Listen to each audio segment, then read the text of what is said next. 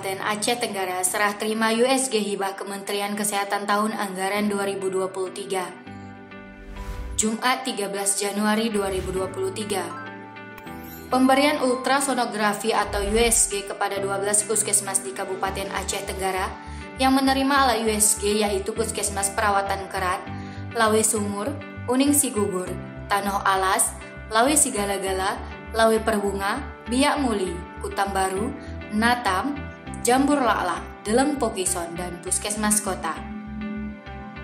Kegunaan alat USG untuk mengetahui kondisi bayi dalam kandungan agar tidak terjadi kematian pada bayi.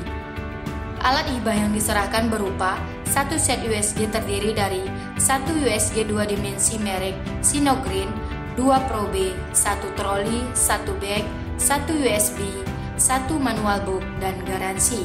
Kota Cane, Aceh Tenggara, tim Diskominfo Agara melaporkan.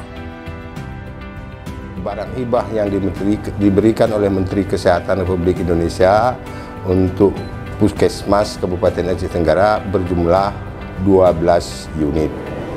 Nah, diberikan kepada 11 unit kepada Puskesmas yang ada rawat inap. Jadi di Kabupaten Aceh Tenggara ini Puskesmas kita ada rawat inapnya 11.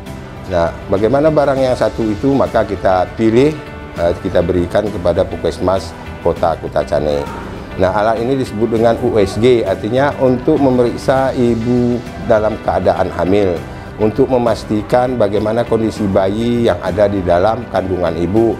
Tujuannya adalah untuk mengurangi angka kematian ibu, mengurangi juga angka kematian bayi, dan sekaligus untuk menekan angka stunting di Kabupaten Aceh Tenggara. Kiranya dengan adanya alat USG ini yang bisa digunakan oleh puskesmas itu, kiranya yang ke depan apa yang kami sampaikan tadi, nah, kematian ibu dan anak semakin hari semakin menurun karena sudah adanya deteksi yang bisa dilakukan oleh tenaga kesehatan khususnya Pak Dokter. Demikian.